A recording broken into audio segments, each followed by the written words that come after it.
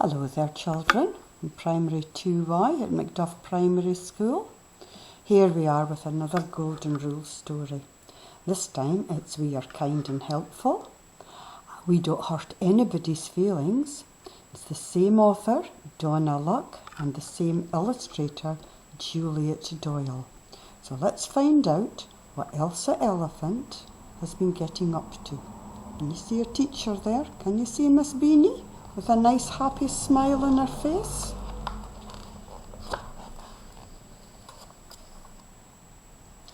Elsa Elephant was whizzing around the playground.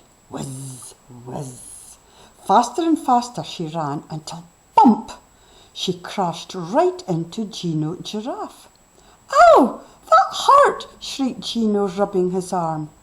But Elsa Elephant hadn't even noticed what she had done, so she didn't stop to say what she should have said. What should she have said? What do you think? It was time to go into class. Elsa didn't see that Gino was still upset. Elsa was too busy pushing into the line to notice anything. What a naughty elephant she is, and I don't think Mona Monkey's very happy either.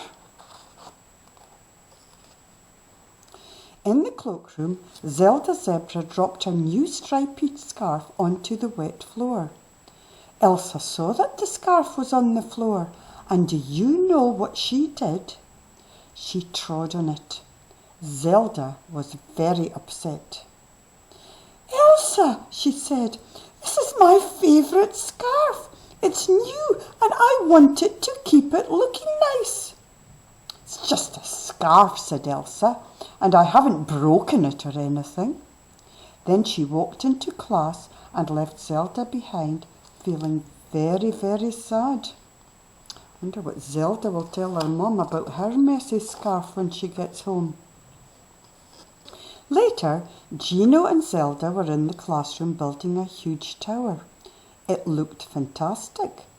It was all different shapes and colours, and they were very proud of it. I think they've been trying the Lego challenge as well, the one for the tower, and that's a really tall one.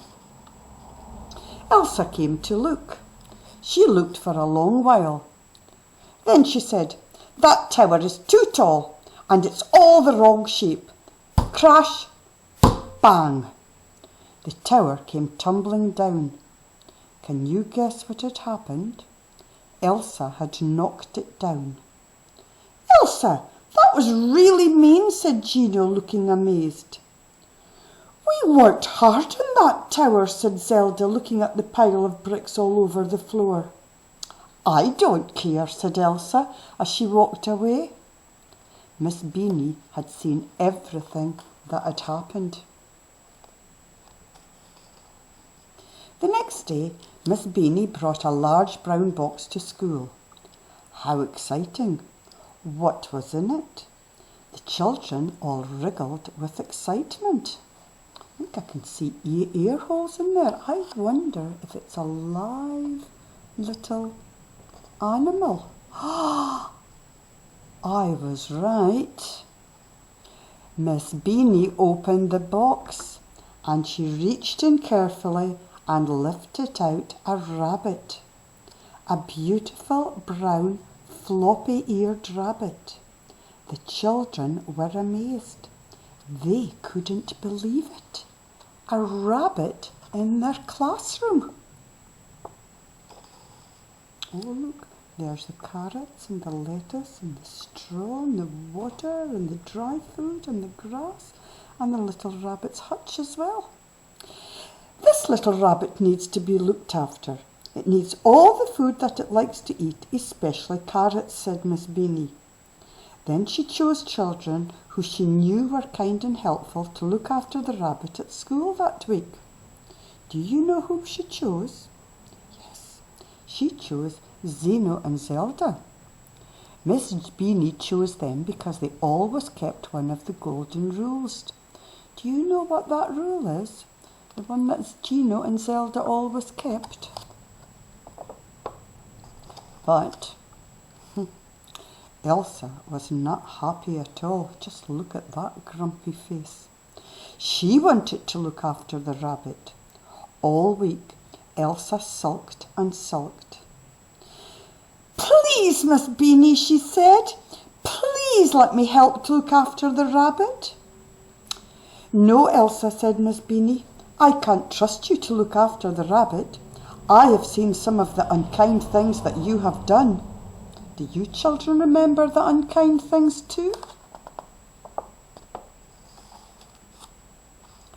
On Friday at playtime, Elsa went into class alone to get a tissue. She heard a rustling noise. She looked around the room. What was it? Elsa couldn't believe it.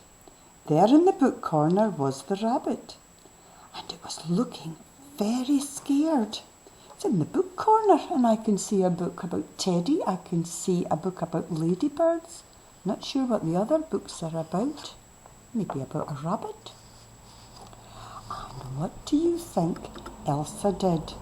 She bent down slowly and picked up the rabbit carefully. She carried it gently to its hutch and popped it back in. Now that was a kind thing to do. I didn't expect her to be so kind. Then, talking very softly to the rabbit, Elsa said, "Come here, little rabbit. You don't need to feel afraid. I am going to be very kind to you." Then she stroked it gently and gave it a big, juicy carrot, just as she had seen Gino and Zelda do. I think that little rabbit will be happier now. I don't think it'll be scared anymore. Just then, Miss Beanie walked into the room. Elsa jumped, but Miss Beanie was smiling because she knew that Elsa had learned a very important rule. Who can tell me what that golden rule is? Anyone out there can remember the rule? The very important one that we're all pretty good at. Miss Beanie was so pleased. Do you know what she did? She told all the other children about Elsa's kindness, and Elsa beamed. But she beamed even more when Miss Beanie said that she could help to care for the rabbit. And do you know what? She was brilliant at it. Look, here we have the golden rules again, and I think we can go over them again for home, for school, for outside playing, when we're visiting other people's houses. We just follow them everywhere. We are gentle, we are kind and helpful, we listen, we are honest, we work hard, and we look after property. And that's the end of this golden rule story. So I really hope you have enjoyed it. Bye everyone.